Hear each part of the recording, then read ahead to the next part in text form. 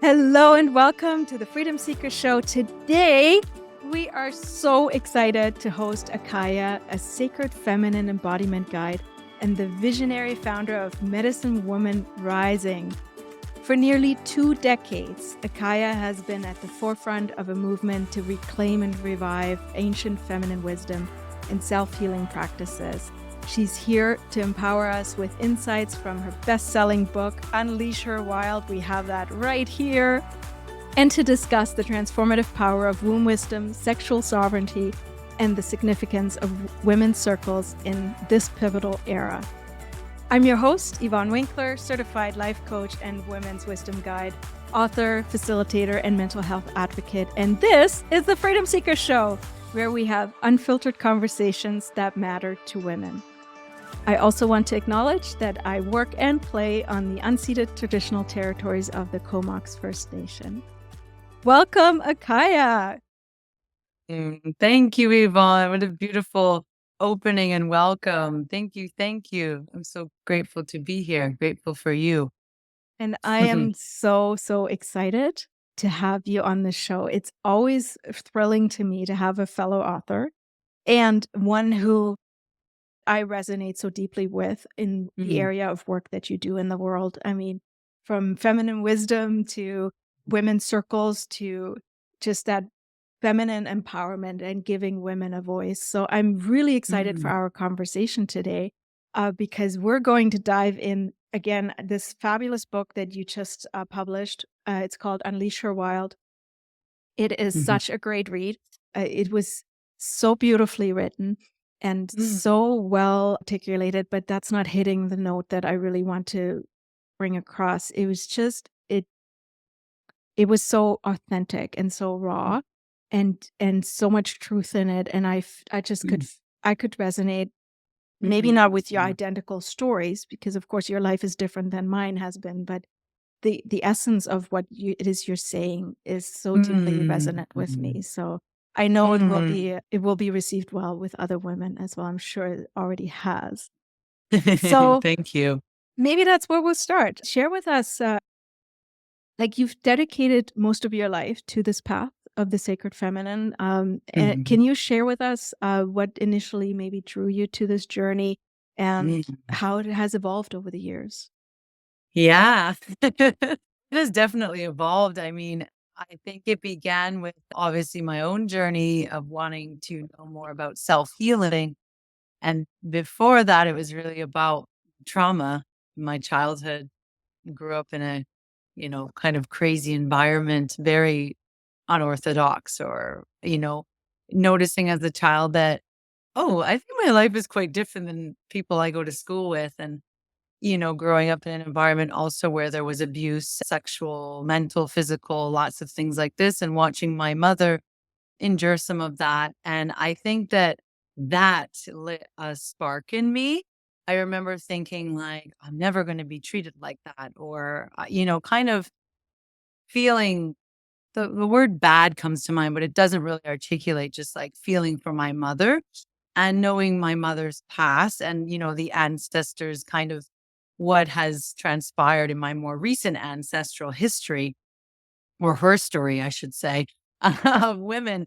So I think there was always like a spark in knowing myself more deeply, and also this empowerment piece of like, I want to know who I am, and I want to know, kind of be of service, but also stand for who I am. Because growing up watching these things happen, I think had a big impact on me. And of course that wasn't like immediate that, no, I'm just, women's good. I had to go through my own walking through the fire and my own, lots of things, self-harming and choosing a path that, learning like who loves me, who doesn't, and how should I be in the world. And, basically teaching people how to treat me. Like there's that saying, right? We teach others how to treat us. But I definitely had those wounds from my childhood carried forward into my adult life, and noticed early on that my first marriage, which I write about in the book, Leaving, I was kind of incarnating my parents here, that I had taken on all these patterns and was living them. And that was like oh shit, like I want to do things differently. I don't want to live my mother's life. I want to show my daughter that you can leave somebody if they mistreat you. If it's not aligned, you can take care of your kids yourself or whatever it is. You can have the life you want. So I think that was the spark of it. And at that time, I was, always looking to like look at the root of something. It's like a thing with me. Like I don't necessarily invoke the help of many people, and that has its positives and negatives. I've always been hyper, my parents would say, independent. Mhm. And that has it again, its negatives and positives. But part of me was always looking at like, I know that I can heal myself and I know that I have everything I need. It's not outside of me, but always leaning towards different modalities or practices that would help me then do that. So recognizing early, probably in my 20s, I was married at 19. That, oh crap, this stuff, there's stuff coming up, and then moving into energy healing. I was a personal trainer for years and I worked in posture therapy, the physical pain of the body. And I started to notice like my clients, mostly women at the time, some men, but that this whole reflection of like our pain really isn't physical. It is sometimes, but it's rarely physical. And so I became kind of obsessed with like pain and how do we heal pain and what does pain mean? And, so all the different things that I learned were really teaching me about myself so I could help others help others to listen to themselves. So that evolved into, energy healing and then meditation. Again, it's like getting closer to the source of what's going on here. And really, when I realized also that I kind of in my earlier years, actually, because I have many brothers, didn't really want to work solely with women. I had a thing with it, like sister wound, mother wound, all the wounds. And I was more comfortable with men because men, it felt like clear, concise. There was this energy. Women were like, what's going on there? And as a girl, I never felt accepted. I never felt like I had girls to me were like gossipy and clicky and what the heck? And I had four brothers. So I didn't really Yeah. know So it or sounds trust like you were more comfortable with men and yeah. Totally. My masculine energy was more prominent and dominant in my life, and I was happy with that until I would say, throughout that path, more in the energy healing meditation, I had mostly female clients. And then I'm really noticing the mirrors and the things that it's showing me the softness, this other side of me that I had kind of hidden, that Mhm. I had put a barrier around because Mhm. of abuse and wanting to protect myself. So, and really, it's been in the last decade, but even more so, 5 years or so, that it's been like, okay, there's no only women. There's, I don't take male clients even really. Just something awoke in me when I was traveling a lot too, of like, I only want to be with women. I only want to be with women in this way.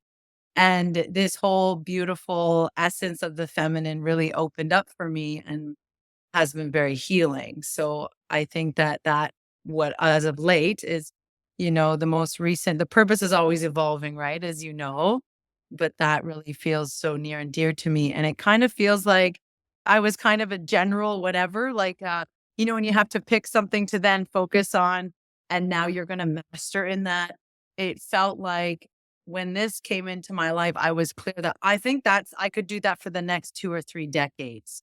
Like it felt like, okay, I'm in my 40s now, and now I kind of have a very clear vision of all that stuff was perfect and it was preparing me for this, which is like very, very clear that my work with women is where I'm meant to be. Just took me a little while to figure that out. you And I know? think that's true for many of us. And I love Mm, that piece of your story mm, because it really reflects, and I hope that this is what some of the people that are listening to this are hearing, is that it was an evolution. Like it mm. happened, you weren't born this way and you came out of the womb and charged out and said, I want to be a feminist, or I want to be a feminine empowering guide. It happened through your struggles. And this is Mm, the piece that I'm working with at the moment very deeply, is what we call in our world the dark side, or the shadow side of our existence, is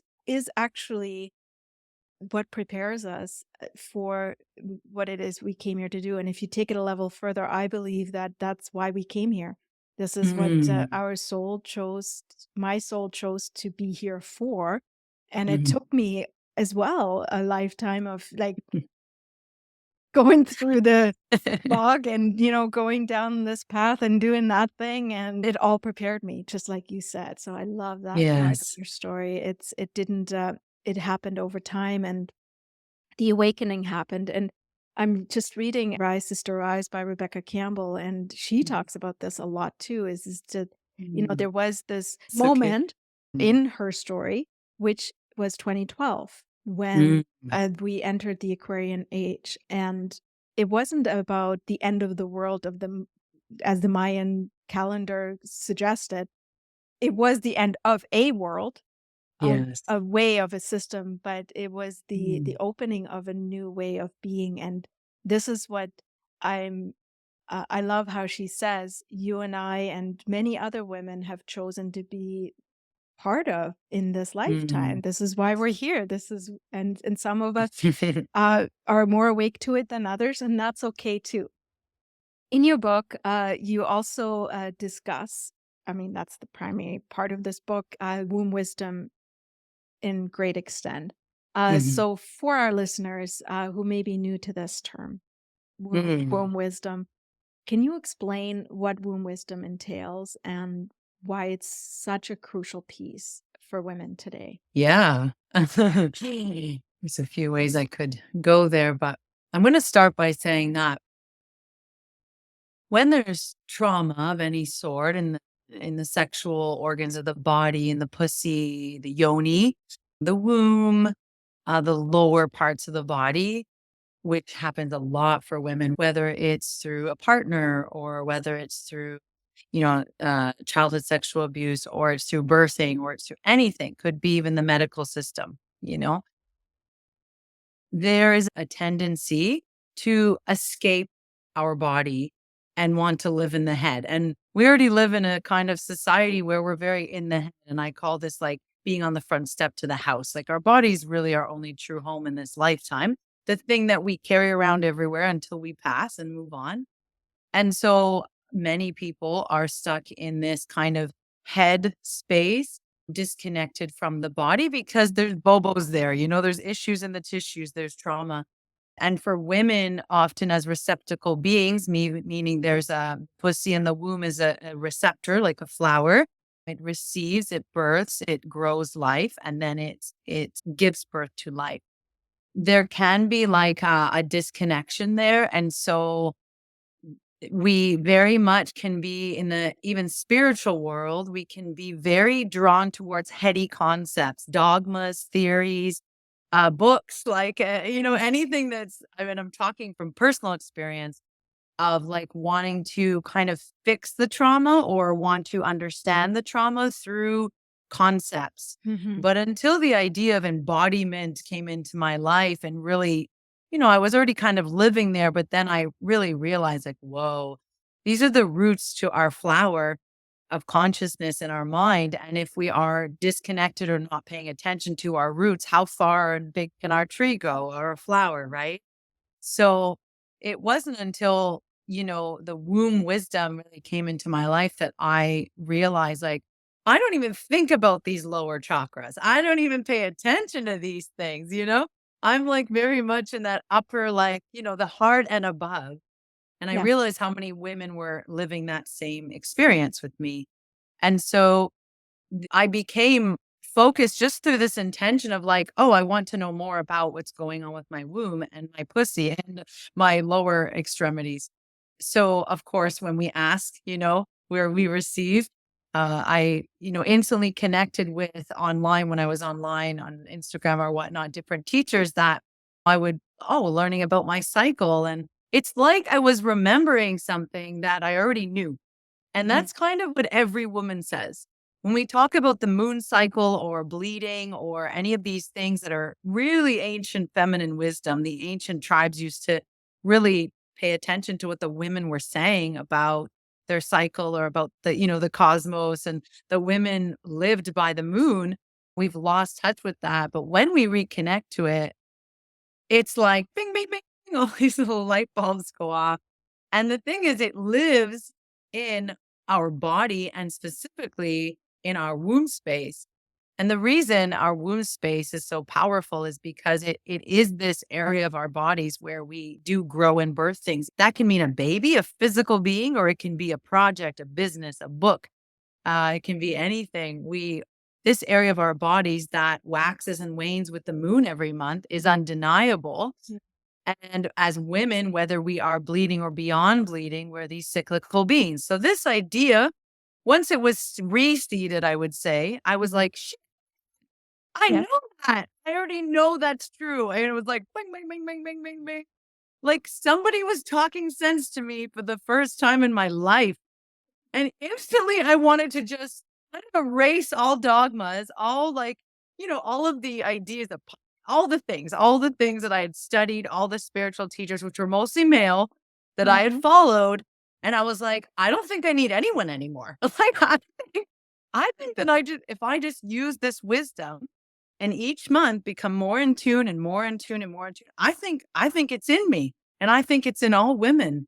And then when I, kind of did the her story back into the her story and I realized like the witch trials and how many times not just in that was a European thing, right? A genocide of women, but like how many other times that women in history have been silenced, have been controlled by a male patriarchy that was trying to control them for the reasons of like being so intuitive and being so in tune with what was going on. And so I realized that the more I just even tuned into my womb, what was there, and that even my ancestors were speaking to me through this because of the connection of blood, that our DNA is linked way, way, way, way back. And so our womb has a special connection with blood because we obviously release blood every month, even when we no longer do, there is still that connection there. And so this became like my new church, my womb church, my pussy church, whatever you want to call it. It became like, okay, I don't need books anymore. And at this point, we were living in a trailer full time and traveling and all the things that happened with COVID. And I had gotten rid of all the things anyways, all the books, all the tarot decks, all the oracle decks, all of them. And I was like, this is my practice to track my cycle, to listen. And, there were some teachers guiding me, but most of it was like, we have it in us.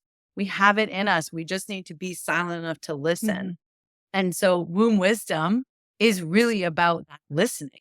It's about the fact that we have the ability as women with womb spaces to tune in to a hell yeah and a fuck no, Absolutely.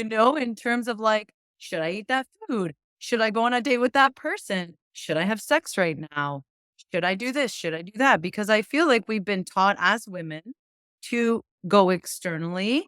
Again, that connection has been severed to ask the male what they think when they don't have a woman's body. And I just, really realized like, whoa, women are so deeply intuitive. And not just here, it's like, no, in the womb, it's an animal feeling in the body. When I was living on the island for 2 winters, I would sit and I would watch for hours, like the herons, and I would watch the eagles, and I was just really feeling into Mama Earth and all these beautiful beings. And I realized like through that connection in the womb, the womb wisdom, I realized that women, like we've become so disconnected from our mama bear instincts, from that innate instinct that is in us, like to know again the yes and the no of things, that we kind of trivialize things, or we worry about things that really aren't in our nature to worry about. And so womb wisdom is about listening deeply to our bodies, because our bodies aren't just these, some people call them flesh sacks, whatever they want to call them. They are highly intuitive, operating systems that guide Yeah. us through life. And so when we can listen, especially to our womb spaces and those lower areas that developed the earliest on in our childhood, when we can go back to that, we can not only heal things that may have happened earlier on, but we can set a really strong foundation for listening deeply to what is good for us and nobody else. Oh, it's Mhm. so powerful, Akaiy'ha. And so such an important message. Like you said, it is so important for women to understand that they already know and have everything within themselves to know uh, what we need to remember is how to tap into it, and grounding in with our bodies is where that begins and where that starts. And a Mhm. lot of your work is around that, and we'll get into that a little bit later to share with how you guide them uh, into reconnecting with their womb wisdom. W- This "We Are the Medicine" is a big weaving of your story in this book. Mm. Can you elaborate on this philosophy on how individuals can start to tap into their own healing capabilities? Yeah, for sure. Well, I mean, it can be as simple as listening to our breath and spending some time with nourishing our body, outer, inner. I mean, I think that's the beginning. Self care is a very used term, obviously. We can call it a bit radical self care, some of the things that I invite women to do for themselves.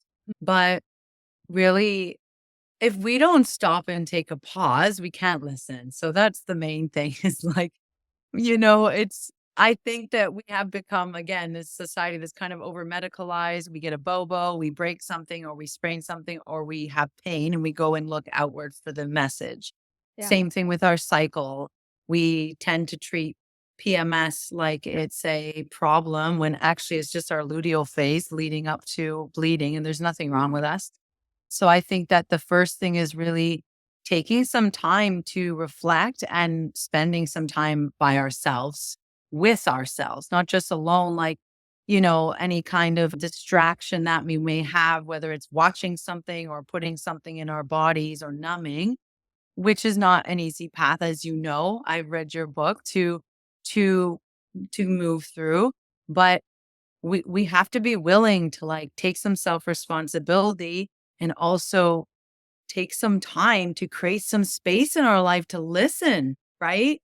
To start noticing what's going on with this body of ours. That's the beginning step, but that's also all we need to do going forward.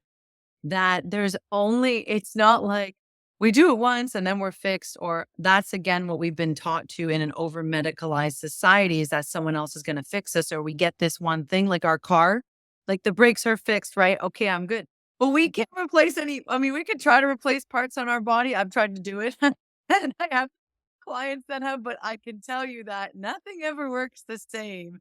Yeah. And the same way that we tune in and tap in is the way that we continuously tune in and tap in. It's not any different. My practice now isn't really any different than a beginner practice. I still have to tune in and tap into what's going on.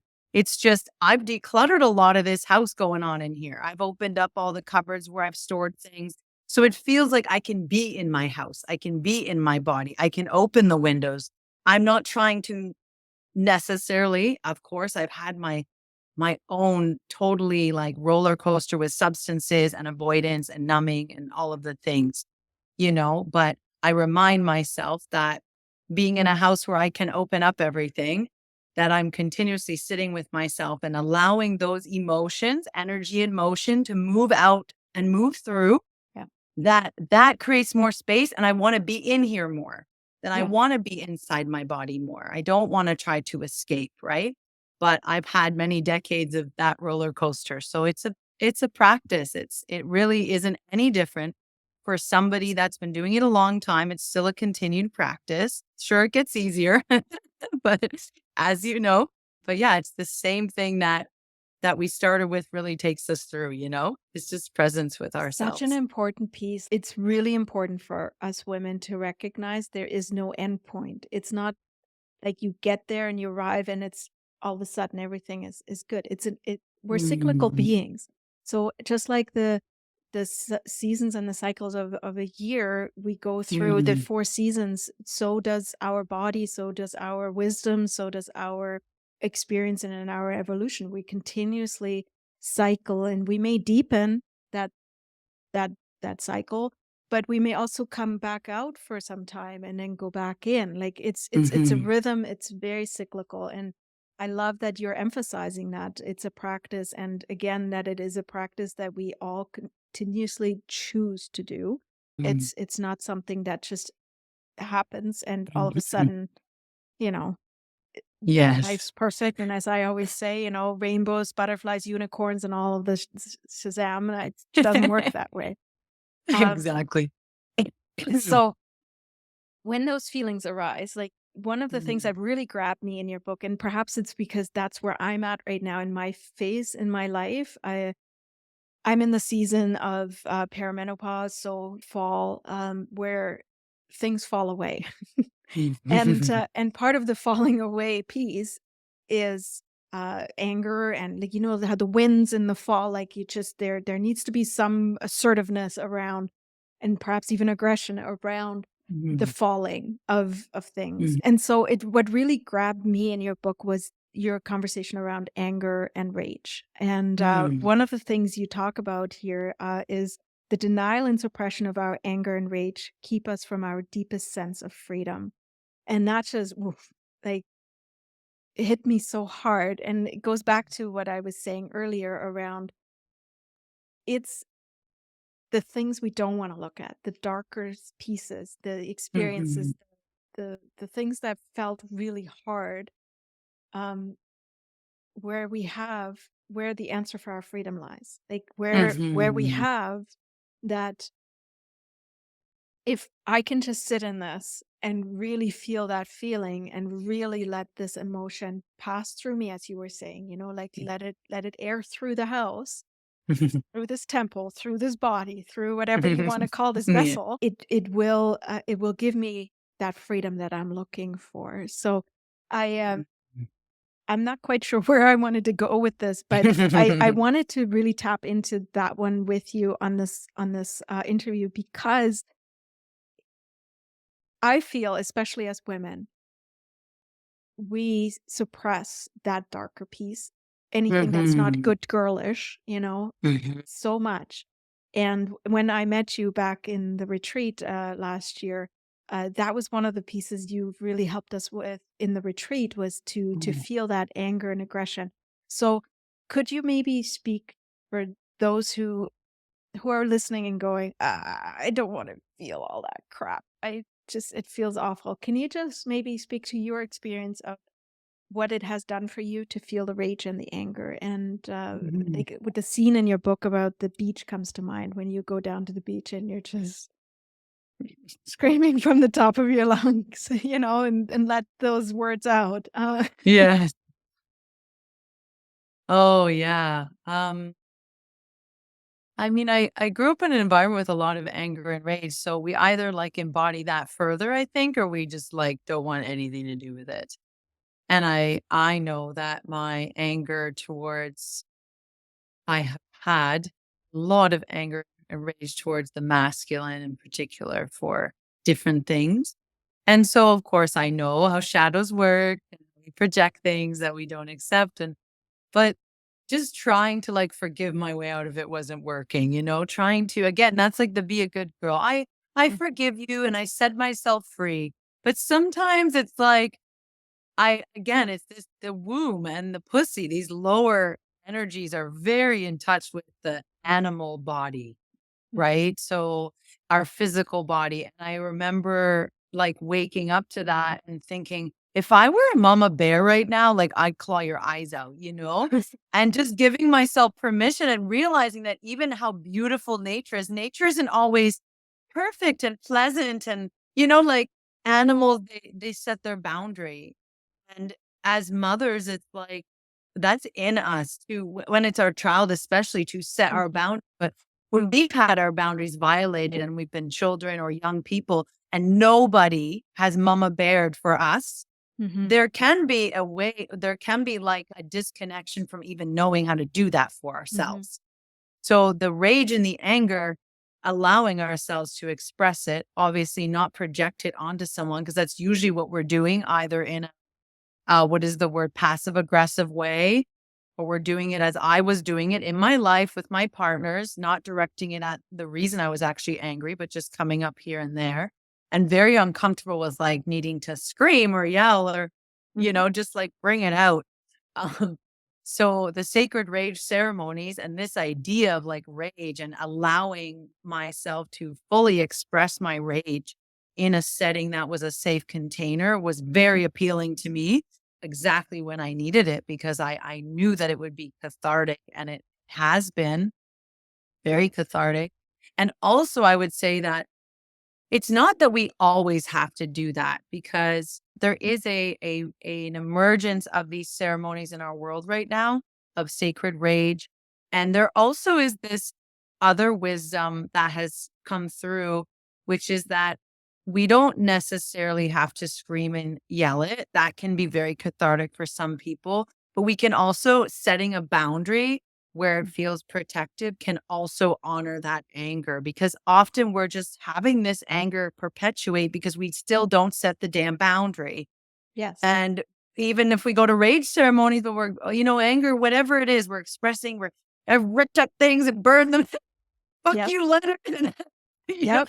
Yep. all the things and then erase it and like Yep. every way I could express that anger. But what ultimately has been very healing for me, all of that is never to erase anything, has been the setting of loving boundaries where Mhm. I realize that I continue to allow that boundary to fall where it's not loving myself or really loving the other person. So I think that it's not something I mention a lot of in the book. And I don't talk about really ways to necessarily, that's why I didn't talk about specific ways, but Mhm. just the fact that honoring our anger and our rage, there are many ways to do that. Let's Yeah. just say that. But just recognizing that as Recognizing women, it. especially, yeah, we've been told like, don't show your anger. That's not pretty because as soon as your face turns ugly, oh, you're not beautiful. You're some Mhm. mean Yep. monster or something. And so we don't wanna be the not pretty person.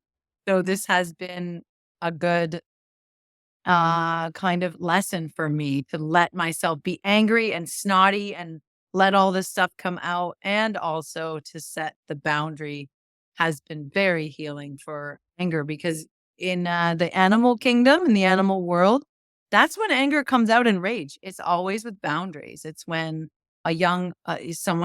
some being has crossed a boundary, and then it's like, "Whoa, back off. That's my territory," or "That's my young." And I think that we've been taught to just kind of be nice and, like, hide that. Submissive. Yeah. Yeah. Exactly, Yeah. exactly.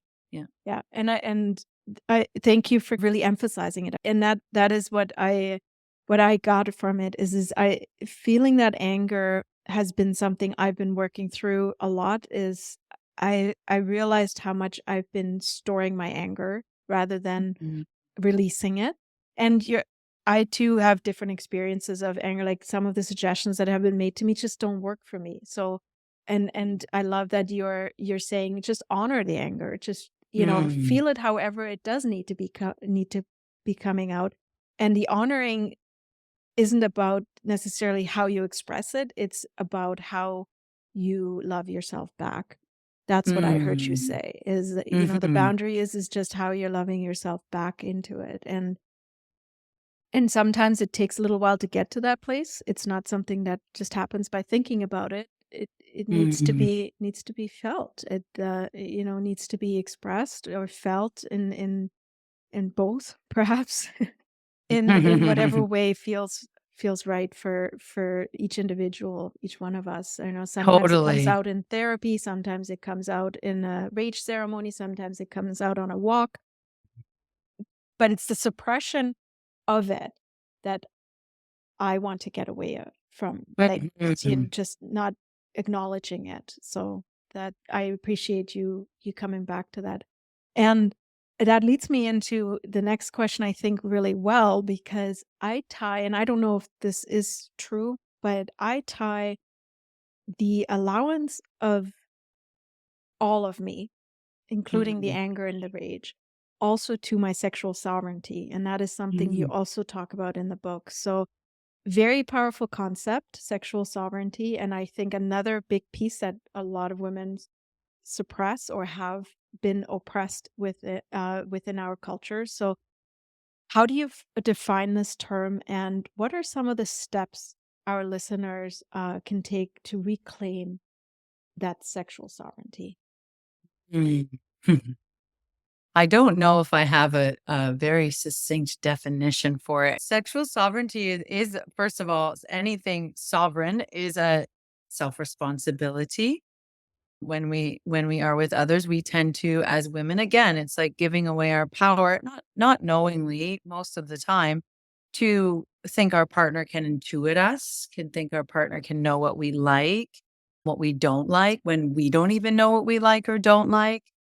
And sexual sovereignty is really working with the root chakra, which is the foundation Mm. for it could be as simple as like, again, the yes and the no. It's really coming back to yes, I like this. No, I don't. And when we go through a natural process of evolving as young people, meaning like we go through the natural rites of passages without them being, I'm going to say, interrupted through sexual abuse or trauma. So we have parents that maybe support that natural growth process of getting to know ourselves, of exploring our bodies, of touching our bodies, without any shame. And it's talked about and it's normal. And bodies aren't sexual objects. They have a sexual energy, but that's not what a nude body necessarily what it means is Yeah. sex. We've been taught in our culture that nude means sex, but it's like, no, nude is natural. Nude is the animal body and sex is totally different energy. But when we go through those natural, those rites of passage as young people, and they're upheld with integrity by our parents, which is not common nowadays because we've been very much disconnected from the tribal way of being or from, community life, then I think our idea of what sovereignty means becomes distorted. And we obviously can develop patterns of like depending on others to give us our worth, especially as women. We used to be sold not long ago via dowry, and people are still given away by their fathers. So it's not that long ago that women have been sold and used to compete for the best husband because they couldn't work or vote. So this is not that old of a concept that women have been wanting to look the best way and also be the best wife. So the concept of sexual sovereignty is relatively new, but our ancient ancestors were there. They knew this. We didn't need a concept for it because it was just being woman. But we need these concepts to restore us sometimes. Oh, I remember that. And so sovereignty is that I take responsibility for me and I take responsibility for my yes and my no, and for learning what my yes and my no even is. And for anybody that I should engage with sexually, that I know how to articulate that. And of course, this isn't like we need to be perfect because that's a process. That is definitely a process. And where there has been sexual abuse or trauma through the medical system, birthing trauma, you name it, that can be distorted. And so becoming sexually sovereign is a reclamation of this is my body. If nobody's told me that before, this is mine and nobody else's. And I can do what I want with this body. And this body, it's also here for my pleasure. And it's Mm. not just about living a life that has pain in it because we all have experienced pain on this third dimensional planet Earth, which is so beautifully here for us to learn and to grow. But it is actually for us to experience deep and profound pleasure. And that is our birthright. That's what sexual sovereignty is about, not just using our bodies to birth and to bear children, that we are actually here to experience profound pleasure through this body, right? Yeah. Love this so much. My goodness, we could talk on forever. I have like four more questions that I Oh, I shoot. I could ask, but I do want to maybe leave it at this because this is such a powerful message you just had here, and it's Mm, cycles and wraps up really nicely to the beginning point of what you made, mm, which is, it starts within us. It's in that womb wisdom. It's in looking inside of us for the answers, not outside mm, of us. And that's where sexual sovereignty will come from. This was where boundaries, when we're talking about rage and anger, will come from.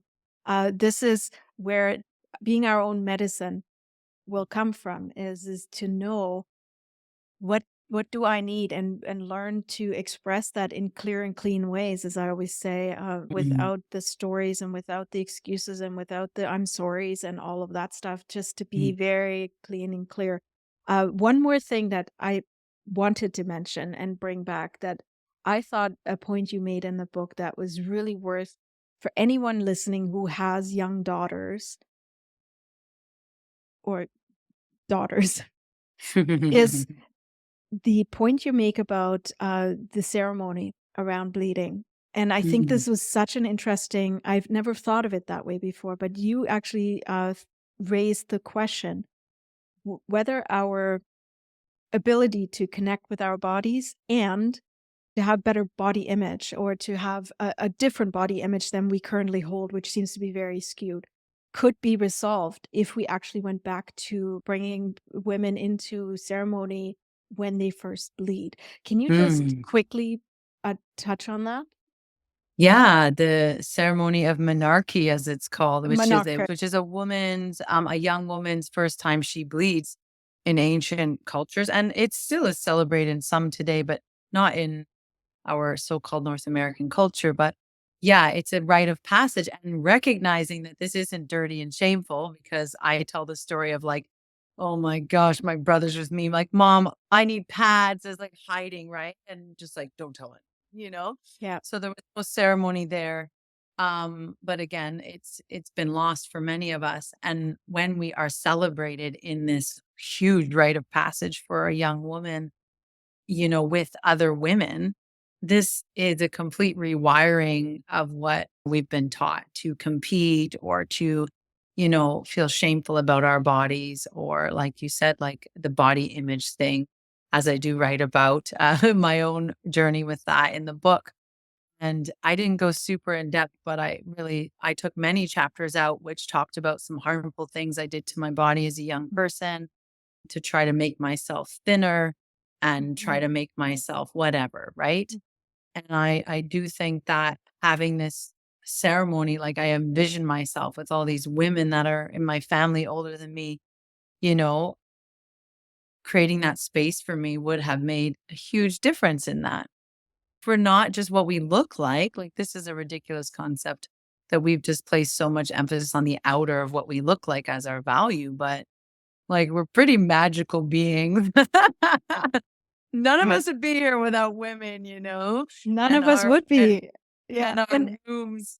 So I just think like changing the narrative around like what are our bodies for? And I mean, we're not even we're literally just surface, because we're looking at the surface of our bodies and what we project outward. We're not even going in there to how yeah. magical these bodies are. And I do write about how women can regardless of age, they can get together, and I give steps for that, and basically give themselves a menarche. Like, Mm. hey, if you're in your 40s, 50s, 60s, beyond it, you've never had one, you can do it, you Yeah. know? And you Yes. should. I know And that you word is should. terrible. People, Yeah. it's not a great word, especially in the work we do. I Uh, know, the whole and I'm gonna shooting say, all over. and we should, and I think Yes. we should do it, Okay. because I think there has been some links to that for women, who really struggle with their periods, like pain, like really Mm, carry a lot of pain.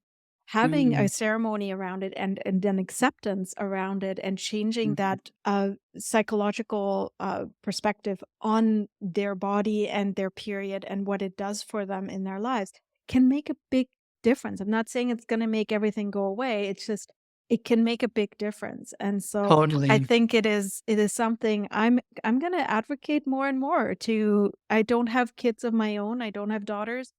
I've been talking to my women friends who have daughters, and I've been saying like, have you considered, just treating this a little bit differently than we were taught, like than our moms have brought us into this Mhm, concept. So um great job. I think your book is amazing and is such a mhm. necessary voice right now for so many women who are feeling that calling, that oh, there's something's got to shift, something's got to change. I think this is a beautiful introduction to that and more. And if you would like to go deeper with Akaiy'ha, there is actually something we wanted to mention. It's coming up here in August, and maybe you can tell us the date specifically, but it's called the Way of the Wild Woman Festival. It is that Akaiy'ha is holding space for about 100 women in Circle for Us, and it's going to be an incredible festival. I'll be there as well. I'm so excited to go. Maybe give us a few more details, Akaiy'ha. Yeah, thank you. Oh gosh, I'm so excited to have you there. It's August 16th, 17th, 18th in Avonmore, Ontario, which is not that far from Ottawa. It's about an hour. And essentially, it's well, we've done a retreat before, but just in a bigger way. More women coming together to really shed, whatever they need to shed and come together in sisterhood, in reclamation, in ceremony. We have 20 different facilitators offering beautiful workshops. We have a marketplace. We have Yvonne with her book in the marketplace. And it's 3 days of tenting on this beautiful piece of land with a spring-fed pond. There's a big ecstatic dance party on the Saturday night. We have a Métis comedian. We have a female band coming, and 2 DJs. Oh my It's going to gosh. be a big party on the Saturday night. And I think that women need those spaces to feel like really, I want to say safe, but I don't want to bring up kind of the victim energy, but just safe, secure Mhm. with each other in those ways. And I'm excited to see how it's going to unfold. It's going to be a really magical weekend, I'm sure.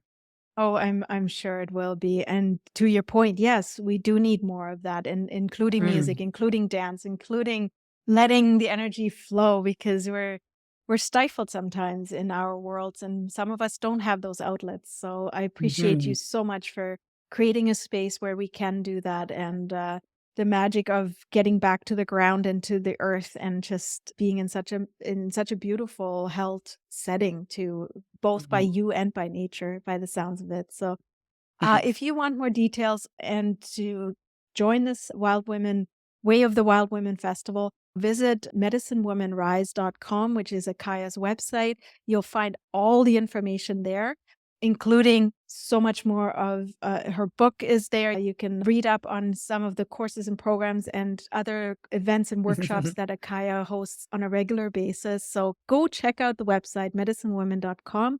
I'll also include that in the show notes. And thank you, Akaiy'ha. Thank you so much Mm. for sharing your wisdom here today. And as you can probably tell, there's so much more here we can talk about. It's just such a big topic, and one that I think is not just worth having, but important for us to Mhm. have more of. So I'm excited to maybe have you back and we can zone into something else. Maybe our listeners can let us know what they would like to know more about, and we can tune Totally. into deeper if you're open to that. Of Um, course.